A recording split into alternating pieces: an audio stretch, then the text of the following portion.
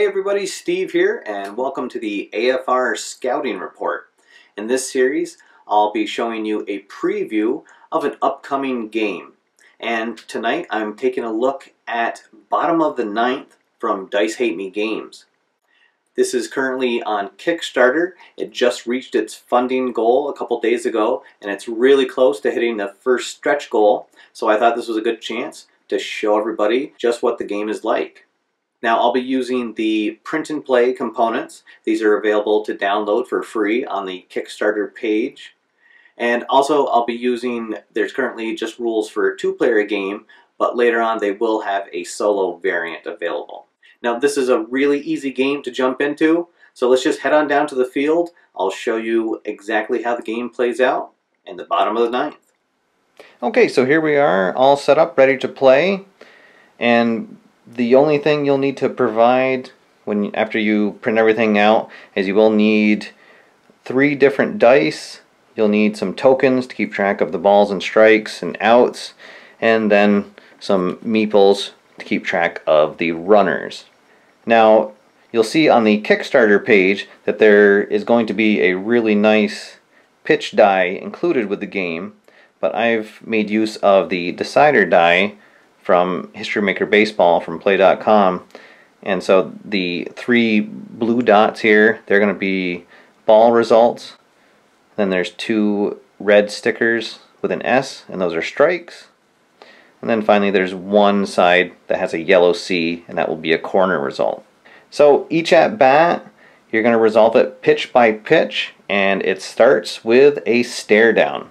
Both the pitcher and the batter have 2 identical double-sided tokens. One is a direction, the red token, and it's high or low. And then finally the white token, the location, is away or inside. So the pitcher will select secretly where he's going to throw the pitch. The batter will guess where it's going to go, and then they'll reveal and see who won the stare down. So in this case, the pitcher is going high and inside, and the batter guessed high and away. So the pitcher would win the white token for the location, and the batter would win the red token because he guessed the direction correctly. And then each of those tokens is going to provide some sort of bonus to the player during that pitch. Then once that's decided, the pitcher will roll the control and pitch die to get the result, and then he can use any traits that he may have or any bonuses from guest tokens that he received during the stare down to get a result. Then the batter is going to roll the swing die, and then finally you'll compare those results on the swing chart in the rule booklet. You're either going to get a ball, a strike, a foul ball, or a contact result, and then if the batter is still up, then you'll go through the stare down again until either the batter makes an out or the batter gets on base. So let's run through a sample at bat here with Wake Louder facing off against the leadoff batter, Ethan Roberto. First we'll take a closer look at Wake's card. Every pitcher has an ace pitch. In this case he has a knuckleball. And so if he uses a low and away pitch and the batter doesn't guess either of those, then he gets the special ability for that knuckleball. And then also the ace pitch is where the fatigue comes in on the game board. So because he has a low and away, you'll see that the fatigue tokens are also showing low and away, and every time he uses a pitch that uses one of those qualities, it goes down 1. And if that trait ever reaches the bottom of the fatigue track, he can no longer use that direction or that location for the rest of the at-bat. After the at-bat is resolved, he'll be able to refresh some based on how many empty bases there are on the field. And then on the batter card, we'll see the same thing. They get some bonuses if they win the stare down, and then they'll also have MVP abilities. Now some of them will be an ongoing bonus. In this case Ethan has a speed of +1, However, sometimes you'll need to win both the direction and location to use the MVP ability. So we'll look at Mully Noma, and if he wins both the direction and location in the stare down, that will allow him to use his MVP ability. Okay, so here we go. Wake Louder pitching to Ethan Roberto, and he's gonna go low and away. He's gonna go right with his ace pitch, try to get that lead batter out, and I'll randomly throw down the batter ones, and he guesses high and away. So the batter will win the white token because he guessed the location. The pitcher wins the red token because the batter did not guess the direction. And then we'll do the fatigue, and because he used both low and away, both of those will go down 1. And now we'll roll the pitch dice. So the initial roll is a ball 4, but because he has the red bonus, he can add 1 or subtract 1 from the control die. So he's going to add 1. So the final result will be a ball 5. And now the batter will roll the swing die, and he gets a 3. But the white bonus allows him to re-roll that, so he's going to spend that. He re-rolls, and he gets a 5. So then we go to the chart in the rule booklet, and a ball 5, the swing is equal to it, is a ball. So ball 1, 1-0. We reset, and we get ready for the second pitch. Wake's gonna change it up, and he's gonna go high and inside, and the batter guesses high and inside. So he wins both the red and the white token. There'll be no fatigue because he didn't use either low or away. We'll roll the pitch dice, and it's a ball 3. He has no bonuses this time. And we'll roll the swing die, and it's higher. But let's see, he's going to use the red bonus to actually subtract 1 so that it is equal. And you'll see the reason he did that is because that will be another ball result. So the count is 2-0. Ethan trying to work the count here. This time Wake is going to go back to his money pitch, and he's going to select low and away, and the batter guesses low and inside. So the batter wins the red bonus, and the pitcher gets the white one, but he also gets his ace pitch results because the batter didn't guess both the direction and location. First we'll fatigue the pitcher, and now we'll roll the dice.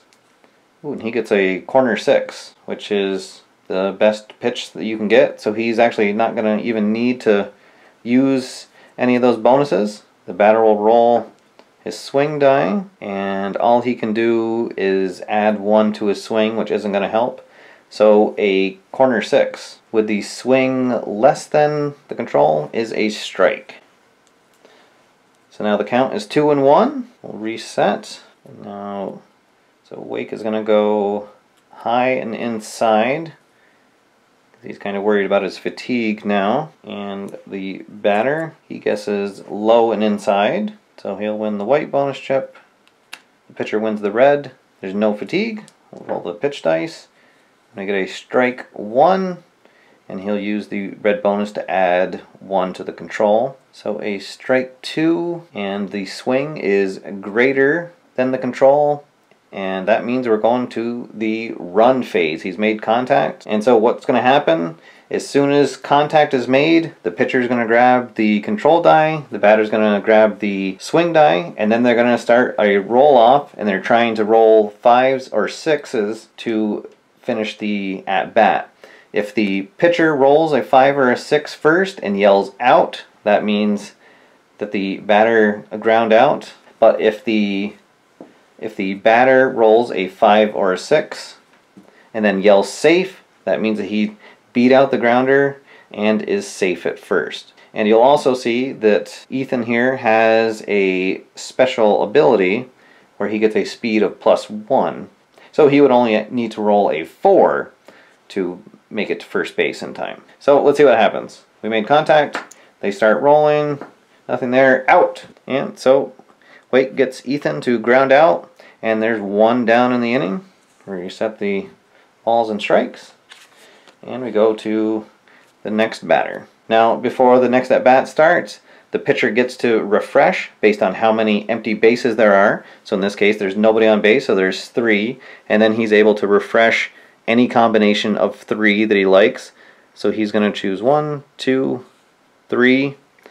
So starting off here against the second batter, his location is already a little bit fatigued. So same thing with batter number 2. We'll start the at bat. Wake's going to go right to his ace pitch, low and away, and the batter guesses high and away.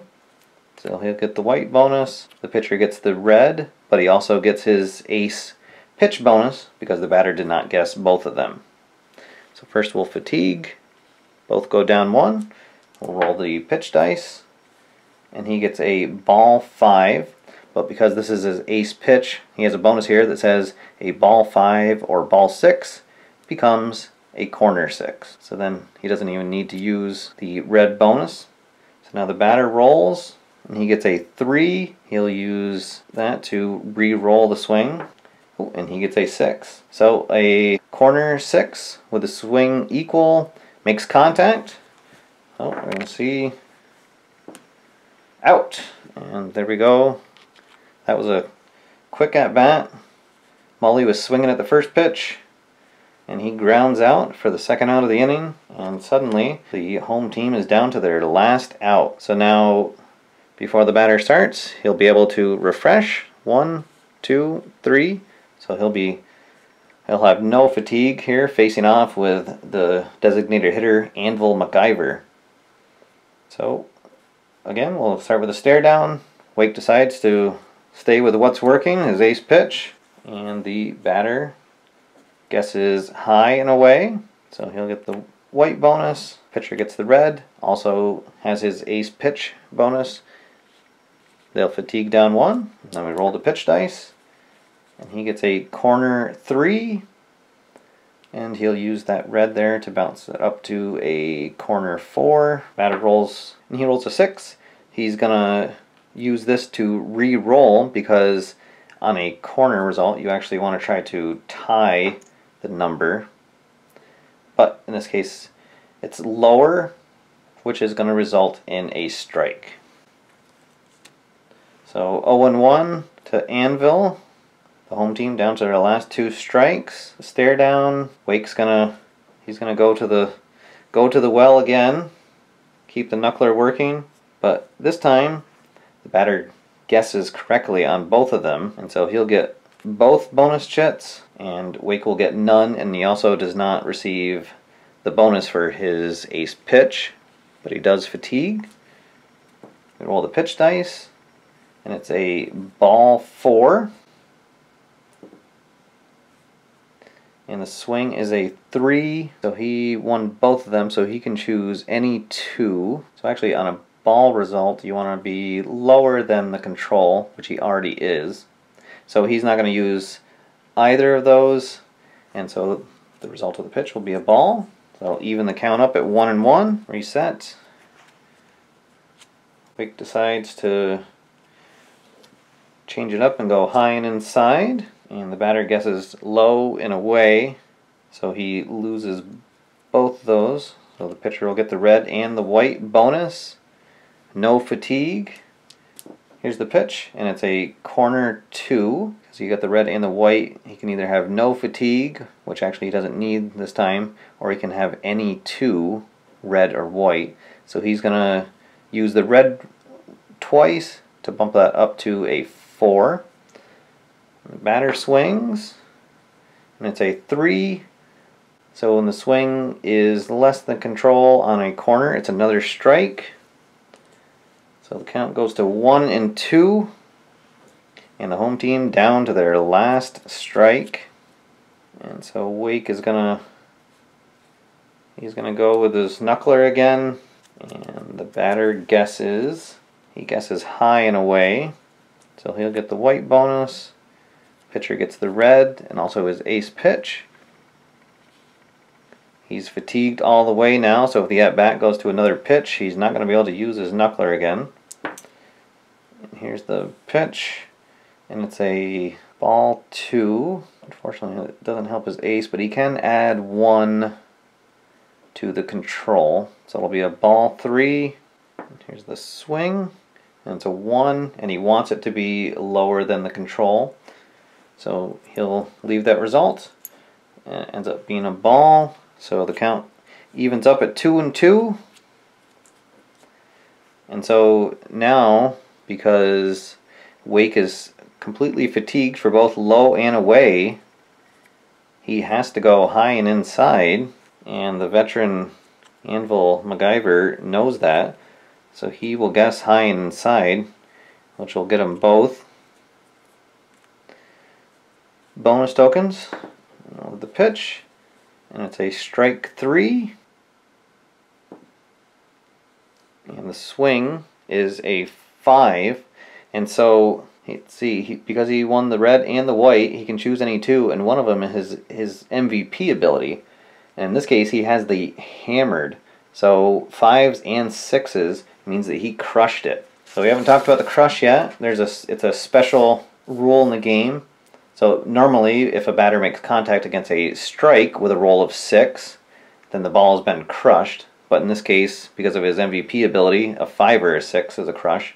And so he'll get to roll the die again, and it can be anything from an automatic single, a double, or maybe even a walk-off home run. And it's a 6, which means that MacGyver got all of it and sends it back to the wall. But wait, there is one last chance for the pitching team to save the game. And can roll the control die, and if they get a 6, that means that an outfielder has scaled the wall and pulled back the winning run. But it's a 2, and MacGyver has won the game with a dramatic walk-off home run in the bottom of the 9th. Okay everybody, so there's your scouting report on bottom of the 9th. As you can see, a really easy game to get into. It has a nice small footprint and a very small playing time, figure 15 to 20 minutes, maybe even a little less once you have 2 players that have already played the game before. And what's great about the game is that there's strategy involved in it, but it's not so deep that it'll lead to analysis paralysis, and it'll definitely keep the action moving. And because you're only playing a half inning, it definitely builds up a lot of tension and the fact that the game can be over so quickly. Now in the full version of the game, there'll be a lot more batters and pitchers included, and there's actually even some stretch goals on the Kickstarter to add even more players to the game. And that's going to allow you to have a different experience every time you play, with different pitchers and batters matching up against each other. And also, there will be a variant available that allow you to play out a full 9-inning game if you'd like. And as I said at the beginning of the show, there will be solo rules available out soon. Now, when the full version of the game gets published, we'll definitely do a full review of the game so you can see what the components look like, and it'll definitely be better than the print and play here. Although these look really great, and I'm having a lot of fun just with the free download that's available right now. So if this looks like something that might interest you, I'll post links to the Kickstarter page so you can find out more information. Alright everybody, thank you for watching the AFR Scouting Report. My name is Steve, and I'll see you next time after further review.